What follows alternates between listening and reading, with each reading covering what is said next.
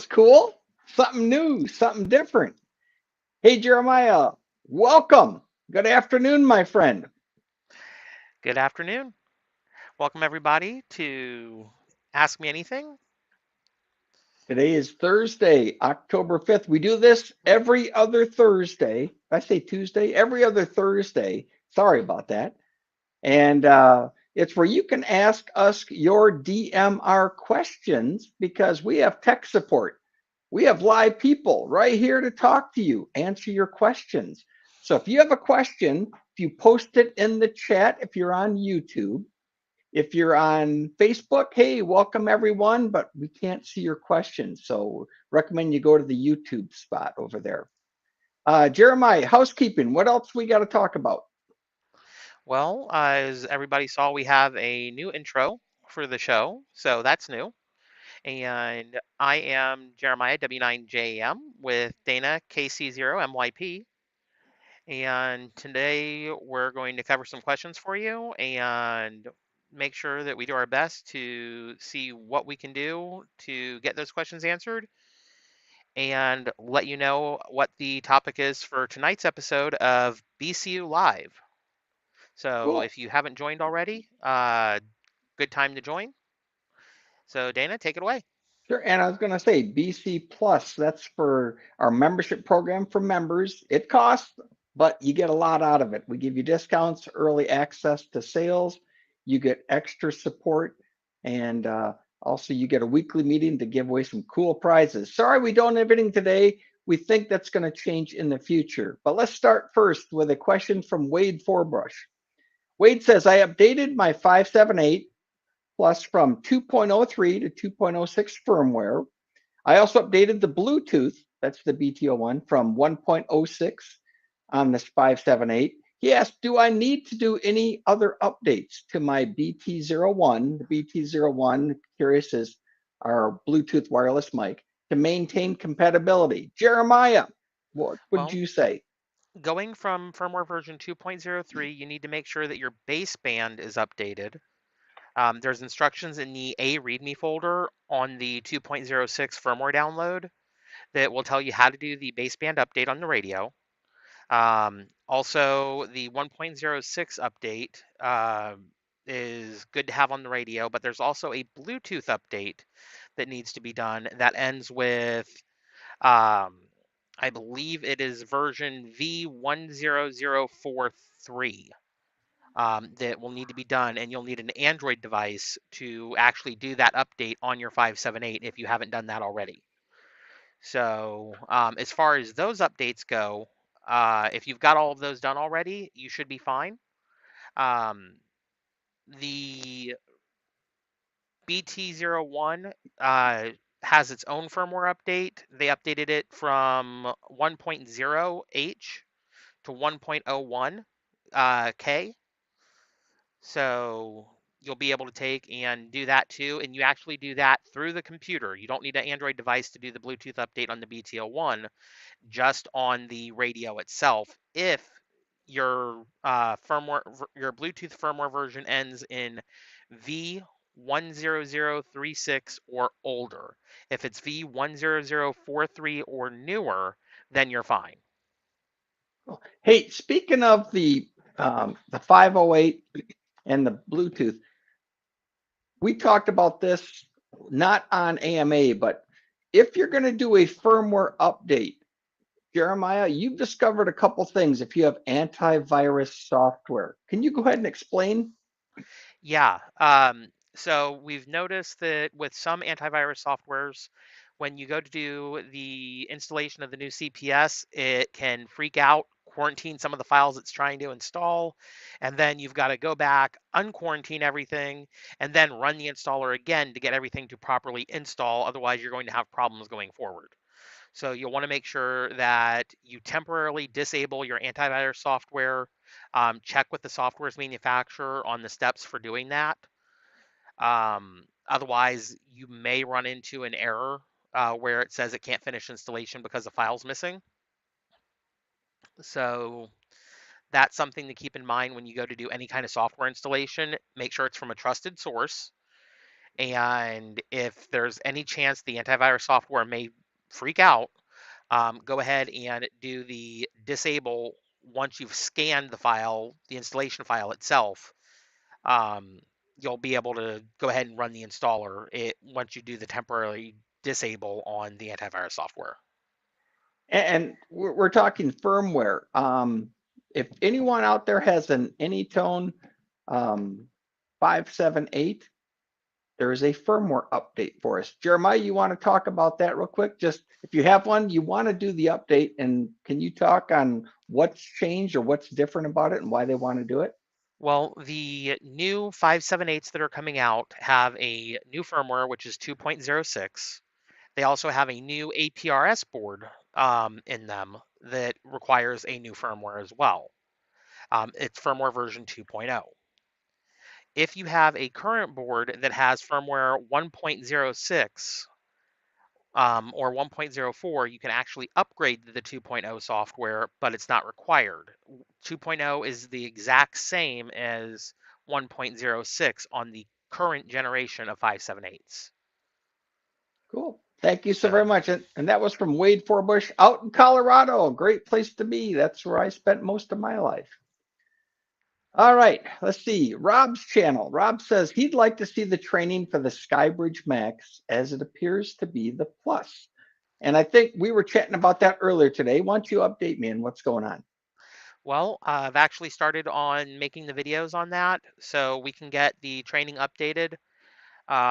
It's been very interesting trying to get all of the stuff together for the training videos and sort out what needs to be covered on the Skybridge Max and what is similar in operation to the Skybridge Plus.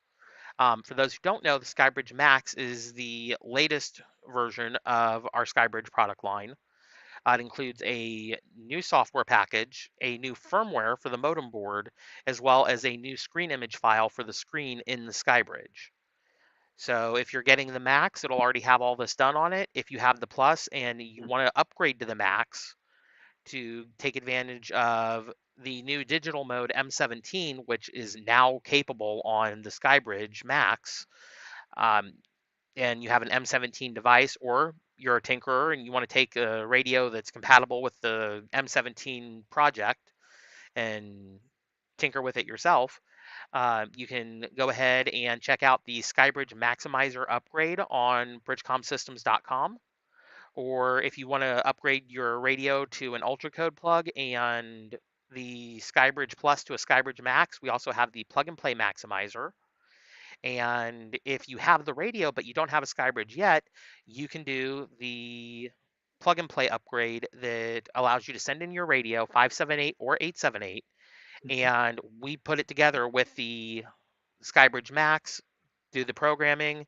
So the only thing that you need to worry about is if you have local channels, is putting those back into the code plug, because when we do the update, we don't program local channels in. We just make sure the Skybridge and the 878 and the 578 are working together with the Skybridge, and everything's checking out and making sure that everything has the latest firmware on it. So, Cool, excellent. Hey, I know a lot of our customers have sent their Skybridge Pluses in to be upgraded to the Max. I'm one of them. I got mine back today. Jeremiah, after they get it back and they hook it up, you got to do a few steps. You want to explain when you have a plus that gets upgraded to max and you get it back, what you have to do to enable a few things. Do you want to take the reign on this one? well, the first thing that you're going to need to do is make sure that you've got your network connection set up. So if you were running on Wi-Fi before, that is something that we try to copy the settings for, but we can't guarantee Wi-Fi settings will copy correctly, because sometimes they do, sometimes they don't. So what you'll want to do is take the Ethernet cable that came with your Skybridge, plug it into your router, and then plug your Skybridge into the cable, and then plug the power into your Skybridge. Let it boot up on the network, and then use the IP address that's on the Skybridge. So it'll be in the top left corner, about maybe a third of the way down on the Skybridge screen. You'll see a spot that says ETH0. The IP address will start with either a 192, a 172, or a 10. And you want to take that and put that into your web browser. And then you can click on configuration and put in pi-star for the login username, and the password is raspberry. Once you've got that put in, then you can go down to the Wi-Fi section and reset up your Wi-Fi. Now, if you only have Wi-Fi, there is a way to do this, and it's not that hard. Some people get really daunted by it, but it's not that hard. So, what you would do is you would actually not connect it to a network. You would plug in the power and give it about 3 to 4 minutes to boot up, and it'll go into what's known as a Wi-Fi access point mode. Now, what this will do is you'll see on your list of available Wi-Fi networks on your computer, you'll see one that says pi-star or pi-star-setup. You'll click on that, click connect, and then in your web browser, you're going to type in 192.168.50.1, and that'll pull up the SkyBridge dashboard and take you to the configuration screen. There, you can go ahead and have the SkyBridge scan for your Wi-Fi network, plug in your appropriate SSID and password, and tell it to save the settings. And then you're going to go to Admin up at the top, then click on Power, and then click Reboot. When it reboots, it should join your Wi-Fi network automatically then. So that's how you can do it if you don't have a router. So just wanted to share that little bit of information for you guys. Thank you so much. And I have TGIF on my radios. And after the upgrade, I didn't have TGIF. And we're getting some questions about that. Let me show his question. The new Max is great. Would you review the numbers and digits and the stretch procedure first for various networks? And for TGIF, so we had to go in, but it was a heck of a lot easier than programming it because you just have to push a few buttons, copy one piece of information in, and TGIF was back easier to use. Jeremiah, you want to explain with the padding and everything else on the Yes. SkyBridge Max? So on the previous version of the SkyBridge Plus, you actually had to go in and edit the DMR gateway file and add the network padding and everything in there. With the new version of the SkyBridge Max, it's actually listed on the DMR configuration page, and you type in the password under the TGIF section, click Enable, and then apply changes, and you're done. It'll apply the changes and sign you into the TGIF network. And you helped me today. Real simple, real easy. Piece of cake on that one. And also, yesterday I had a problem because Brandmeister didn't like my password and changed it so it didn't match. I was offline all day till I finally got time, and I changed the password. It didn't 1 take it, second. but with your magic touch, Jeremiah got me back up. You have to log into brandmeister.network. And from once you're there, then you can get in to change your password and then apply that to the SkyBridge.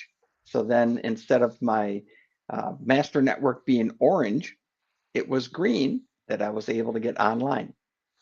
Sorry about that, guys. That was lunch being delivered. So Hey, can't argue. So, hey, toasted by the cheese way, sandwich.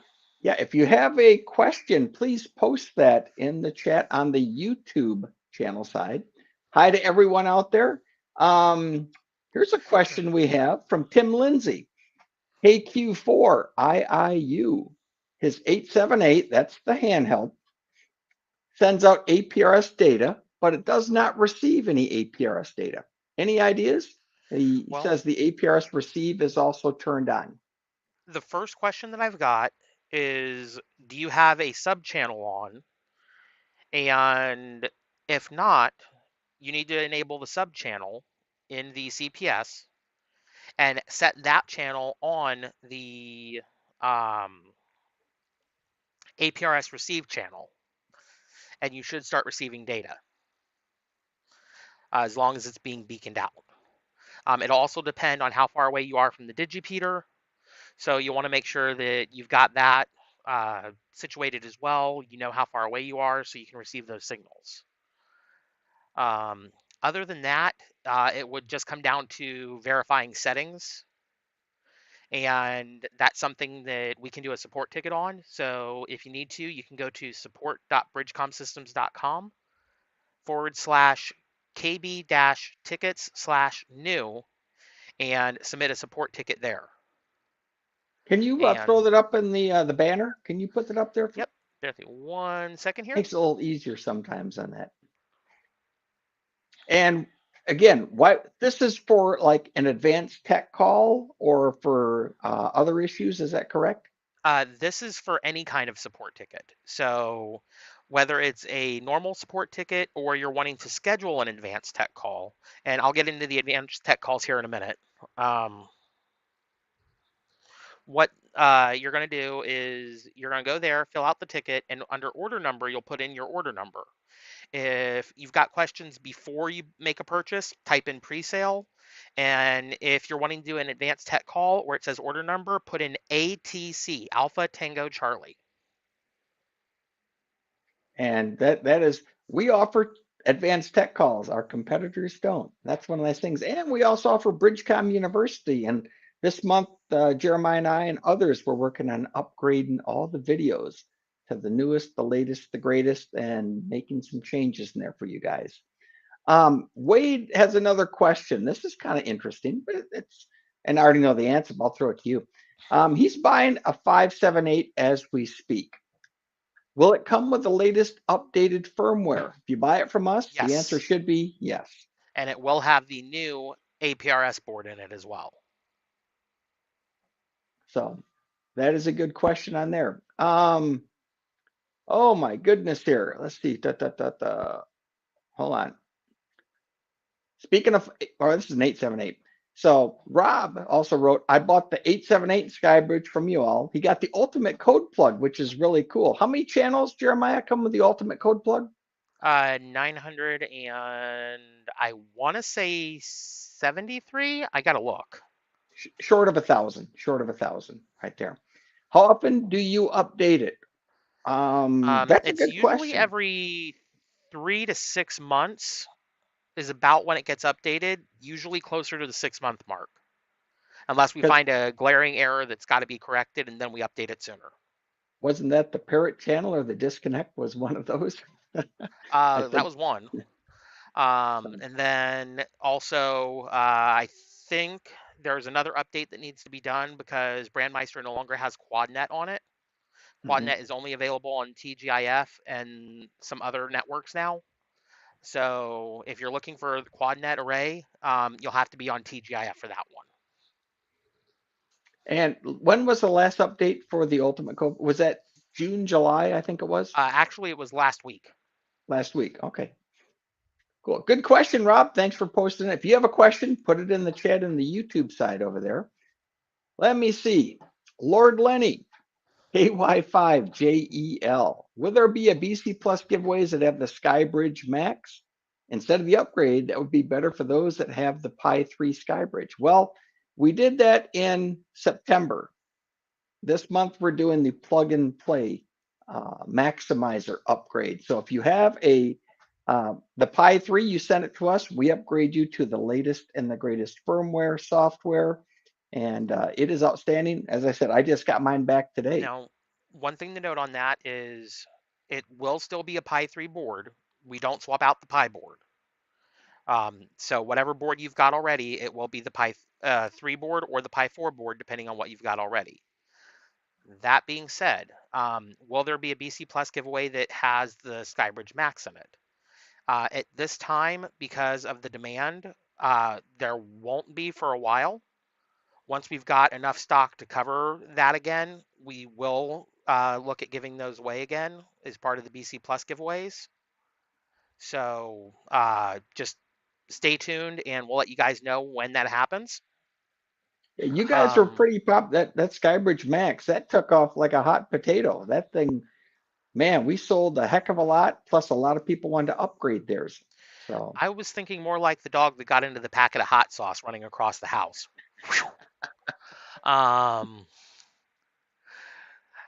but I see W0CHP is in the chat. So welcome, Chip.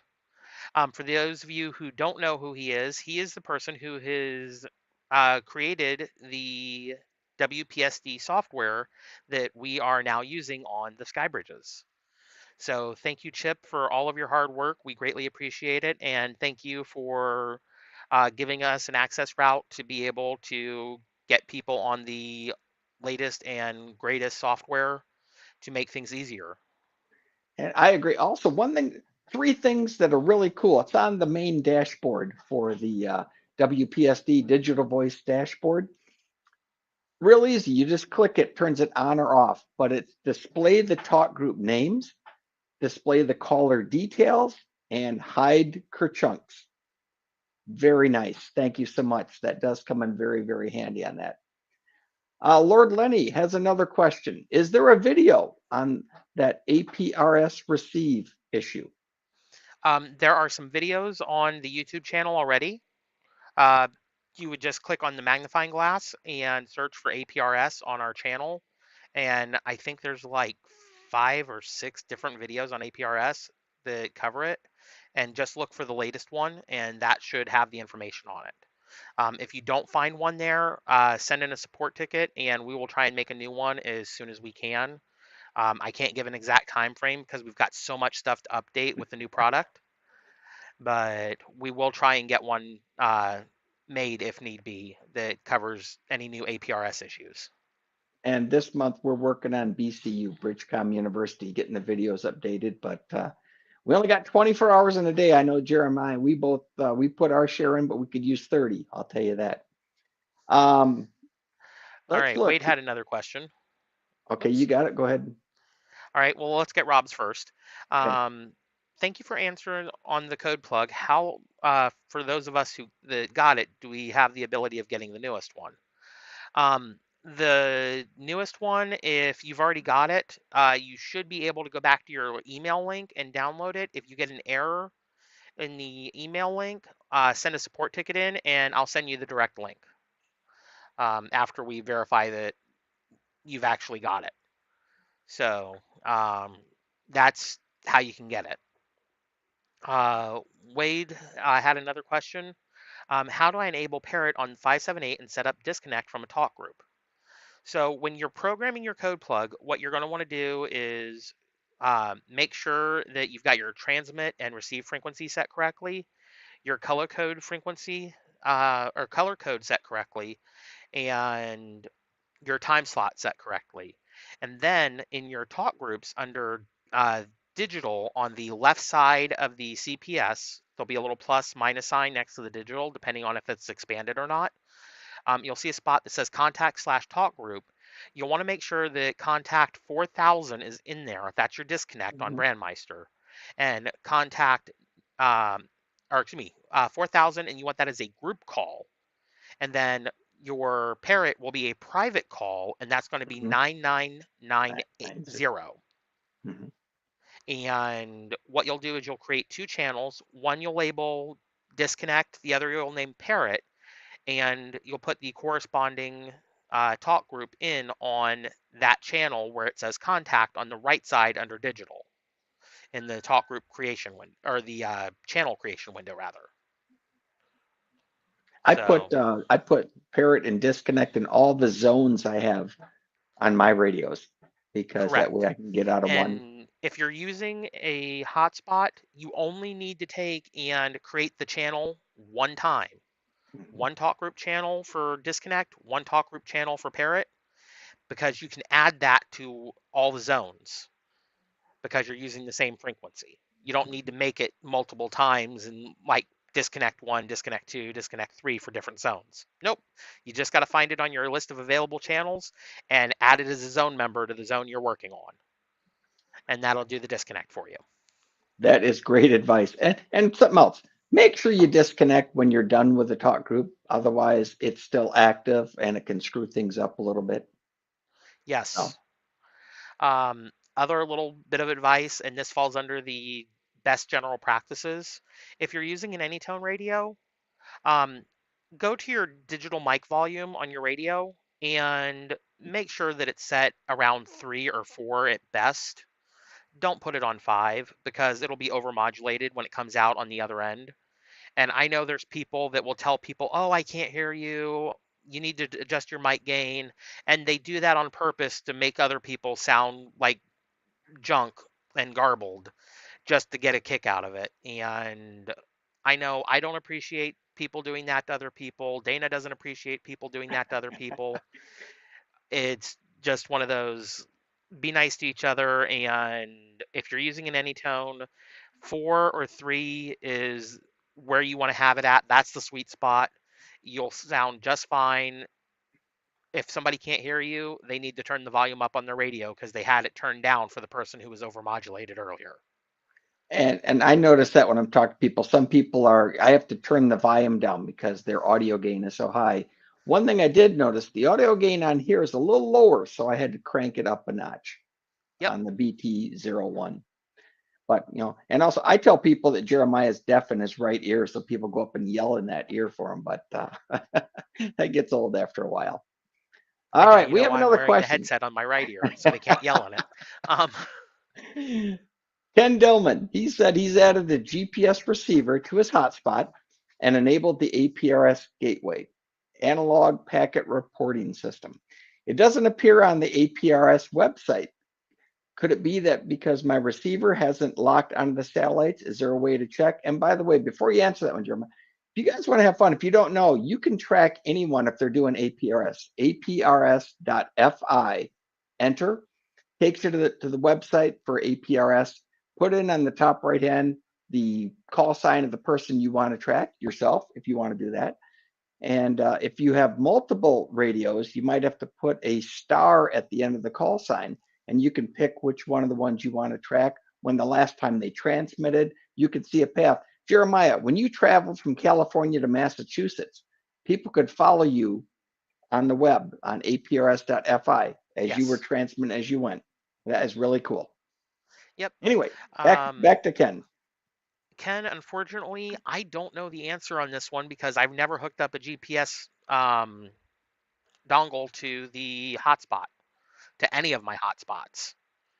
So I know if you're using the GPS, there is a setting that will allow it to connect, but you've got to make sure it's something that's compatible with Linux so it can load the drivers. If it says not compatible with Linux, then there won't be a driver that it can load when it boots up. So you'll want to make sure that it's a Linux compatible GPS receiver. But other than that, I may have to get one of those and try it out and report back on that. But that'll have to be a few paydays. I got a car payment coming up. And also that Skybridge Max, good radio, and it didn't go up in price either, so that was cool. Wade also said we appreciate the updated videos on BC Plus. Stay tuned, Wade. We got more coming. N2COD is in the house, and Wade also said he appreciates the CPS info.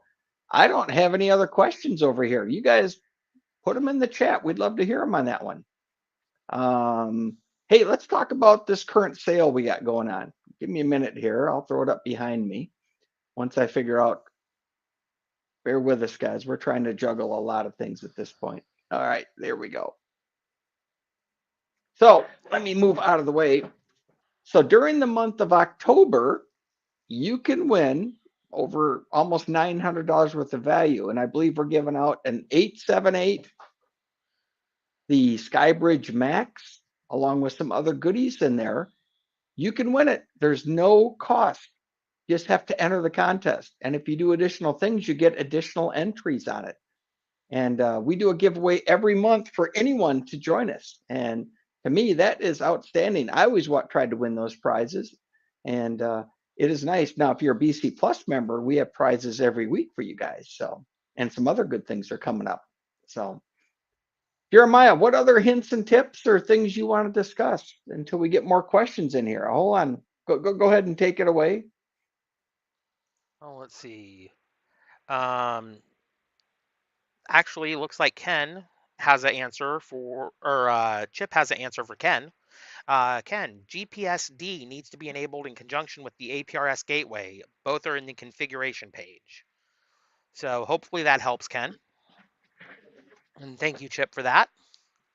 Thank you, Chip. And yeah, I got to meet this guy. I love the dashboard. That is so cool. That is so nice on that one.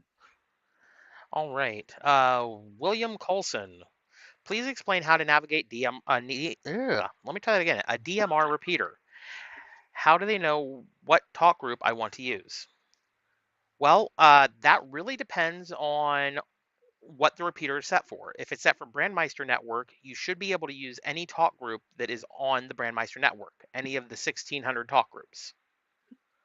What you'll need to do is set your code plug up with the channel, because you're going to have your list of talk groups. So I suggest going through, writing down your list of talk groups that you want to use.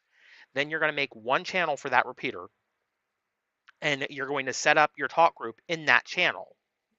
Then, and this is a shortcut for you guys, in the CPS, right click on that channel you just made, click the space below it, right click again, or excuse me, right click on the channel you just made, click Copy it. copy, Mhm. then this blank space below it, click Paste. paste, and then double click it and change the channel name to the talk group name for that repeater that you want to use, and then change the talk group to the next talk group that you want to use. Repeat that process till you have all your talk groups in and all the channels named, one for each talk group. Then you're going to take that whole group of channels, throw it into a zone that is that repeater name.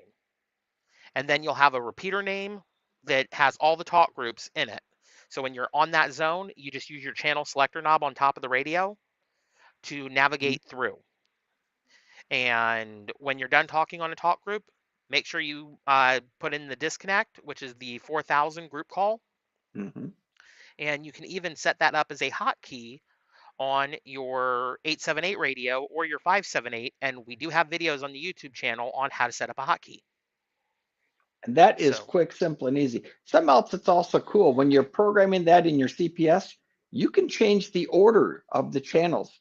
It's not numerically. You can go into the CPS settings and move channel up, move channel down. I like that. I put my most popular ones as the first channel on the zone that I go to.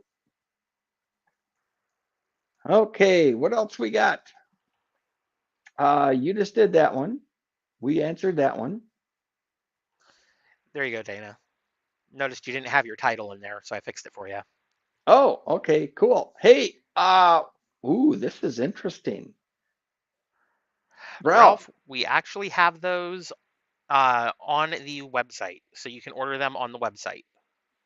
we have found them. Just Well, we actually had the original ones, but we are looking at getting some customized ones for the radios as well. We don't have an ETA of when those will happen yet, so just so you guys know, but we do have the original ones on the website. So he's talking about if you want to get the two knobs up top. And also we're looking at maybe getting some colored versions, maybe green, Bridgecom green. That'd be kind of cool. Or some other colors. Okay, Wade, for my last question today, using 878s, got 3 of them. When using analog repeaters, other users say my signal is clear, but I sound really soft. What consideration should I make in the CPS? I would go to the volume section under optional settings and check your volume level for analog. Make sure that it's at least 3 and possibly change that to 4 or even 5 if they say you're really soft on analog, because that's a different configuration than digital, and see if that makes any difference. That's So good hopefully that advice. helps, Wade. Cool. What else we got going on? That is pretty much it for me right now. Yeah, I'm looking. I don't see any more questions. If you guys have a question, post it in the chat on YouTube. That's what we're here for. We're here every 2 weeks. We do it every other Thursday to answer questions you guys have because I don't know. When I started, I had a lot of questions. And I guess I asked so many and bothered you guys so much, you figured you had to hire me or something like that. But Thank God, Jeremiah, you're there to help walk me through a lot of stuff, and we have fun with it. Uh, Well, not a problem. Let's Dick see. has a question. Will BridgeCon be at PacificCon October 20th and through the 22nd? I honestly don't know the answer to that one. I haven't been asked about going to it, so I know I probably won't be there. The best way to find out that one is to call and ask to talk to Ron, and Ron will be able to give you the answer on it unless I hear otherwise from Ron. So that one I don't know the answer to right now. So, sorry about that, Dick. I wish I had a better answer for you on that one, but I don't know. I And don't think we're going. and we do know that Bridgecom does go to the Dayton Hamvention, the Florida Hamcation, Hmm. and was there a third one, or were those the two biggies that Those are the two Bridgecom does biggies we go go to? to. And I tell you, it is so fun. I won tickets to go this past May. I had a blast. I got to meet you guys in person, see you at the booth.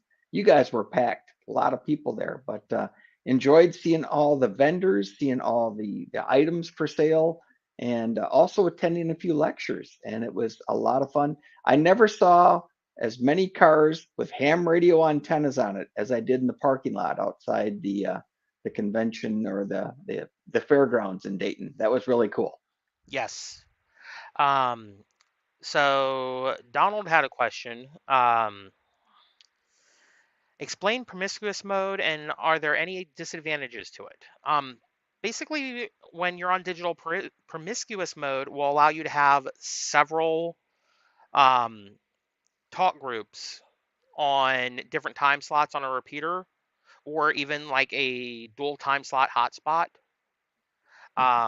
set up so you can receive what is on each active time slot. So you just press and hold the button, and you'll be able to hear what comes in on either time slot, regardless of what talk group it's on. It basically listens for everything. Um, the disadvantage for that is going to be basically you're going to hear everything. So you may hear somebody who's decided to take a 10-minute limit channel and turn it into their own personal rag chew channel, and they just will not let anybody break in, or you'll get people that are going back and forth and don't provide any chance for somebody to key up.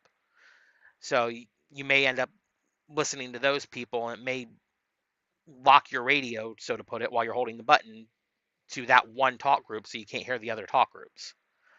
Um, It's a good We're, way to find out if anybody's talking, but for me, I don't use it. I just go to whatever talk group I want to listen to and key up my radio, or in my case, I have two hotspots. One's a dual time slot hotspot, the other is my Skybridge. So I have one TGIF channel on one talk group or one time slot, Brandmeister channel on another time slot, and then on my Skybridge I have a third Brandmeister channel that's set up, and I have an 578 that is set up on TGIF and Brandmeister, and then my 878 that's set up. but by the So way, promiscuous mode that uses or compare that to a static talk group. They're similar but not the same. static talk group is a talk group that is statically assigned, that is basically active the whole time, versus a dynamic talk group, which is your push to talk groups that only function when they've been keyed up and locked onto by the repeater or the hotspot. After a certain amount of time, the dynamic talk groups time out and go back to the wayside until they're keyed up again. Static stays active the whole time, so whenever traffic comes up, it automatically fires. And that So, sometimes can cause some issues. I use, since I'm in Michigan, I use Brandmeister 3126, the statewide Michigan 10-minute limit. And also I use the UP channel 31268. And also I do keep another one. TGIF does not have a static talk group, but the last channel you're on remains static until you change it. Is that correct, Jeremiah? for the most part, yes. And also, as of last night, there is a new TGIF talk group for anybody who is interested. It is actually Michigan statewide 3126 on TGIF. So there's now a static or a talk group that is the same number as the Brandmeister talk group on TGIF for Michigan. That is cool. Thank you very much for helping get that accomplished. I'll have to get that programmed into my radios. So, and Yes. I would love to have static talk groups on TGIF, but I guess we'll have to talk to the guys that run that. Oh, by the way, Bridgecom Systems, we have our own talk group on Yes, we do. TGIF. Want to tell them about it? TGIF talk group 2266. And if you're setting TGIF up on your hotspot, it's going to be 5002266 if you're enabling TGIF and Brandmeister, because you're going to have that 7-digit padding. So it'll start with a 5, and then you'll fill in however many zeros you need in front of the talk group number to make it 7 digits long. So in this case, you need 2 zeros and a 5. So it'll be 5002266. If you were doing the diabetic ham talk group on TGIF, it would be 5031111. So that's just for some examples there. Good example. I see a question here from, I think it's George Gutierrez on that. I've tried to link my Pi-Star to my cell phone, so when I travel, I can use digital, but it never does, even though I have to place my iPhone hotspot ahead of the home network. That was one of the key points right there. If you have compared to your home network. Go ahead, Jeremiah. I'll let you answer this one. When you're setting up the iPhone hotspot, make sure you go to settings, settings, general, and about on your iPhone, and change the name of your iPhone to your call sign. Any special characters, any apostrophes, anything like that will cause issues. Make sure that you set it to your call sign. Then go back out, turn off your Wi-Fi, turn off personal hotspot, and then turn Wi-Fi back on, then personal hotspot, and on your Pi-Star device, you're going to want to take and have it search for that network. And you'll want to make sure that it picks it up, put in the password, then do power, then shut down,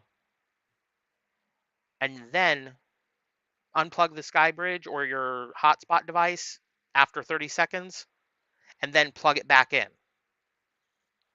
And then it should connect to the iPhone.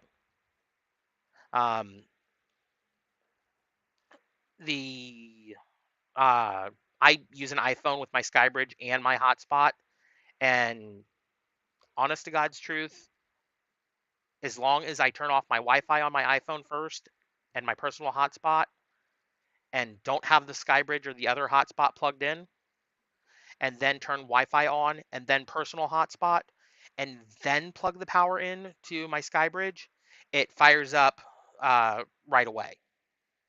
So make sure you're giving it about 45 seconds to a minute to log on to the Wi-Fi on your phone. And in my case, my SkyBridge out in the car, turn it on, turn on the cell phone, the hotspot on my cell phone. It's an Android, and I could never connect to it because I had it behind my home network, and my home network is active out in the garage where the cars are as I was getting ready to leave, so it would never hook up. So I had to switch the repeater to make connections until we finally, Jeremiah got that one figured out. We changed the order, so hotspot first, then home network second. Problem Dana, I solved. got another tip for you on that. If you set up your Wi-Fi at your house first and you set up the SkyBridge, the phone hotspot second, what you can do is have the remote, the Pi-Star remote reboot command set in your hotspot once you get away from the house. Mm-hmm.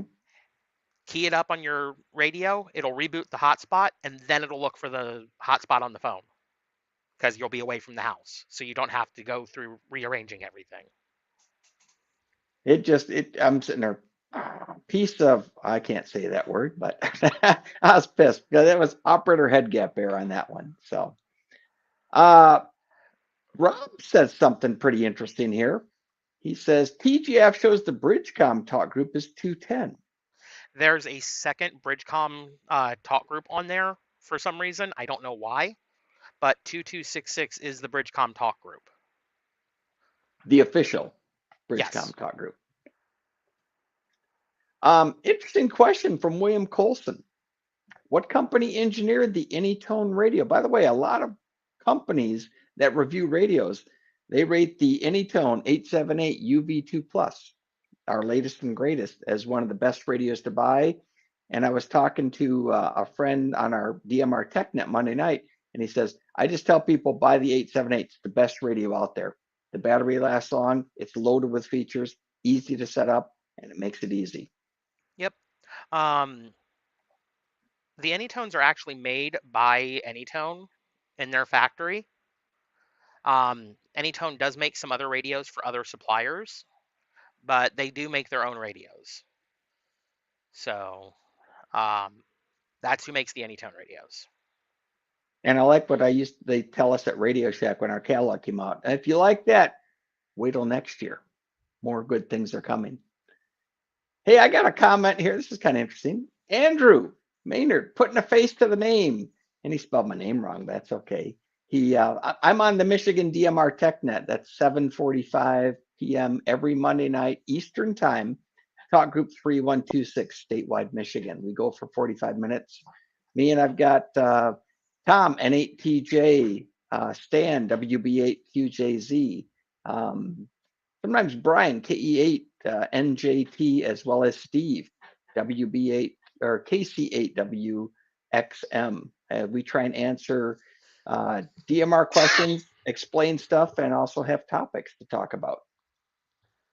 All right. Well, one last comment here, and we'll get that from Wade, and then I think we're going to go ahead and call it a show until next time. Wade says, thanks, guys, for your service today. I greatly appreciate the help. Lifetime support from me, 73s. So from me and Dana, thank you, everybody, for being here today. And thank you for being part of the AMA. And remember, you can actually go and submit questions at the following link. Let me find it here. bridgecomsystems.com/pages/submit-your-AMA-question. And you can submit questions there as well. So again, thank you everybody for being here. And 73s. 73s. See you guys in 2 weeks. See you in 2 weeks. Bye.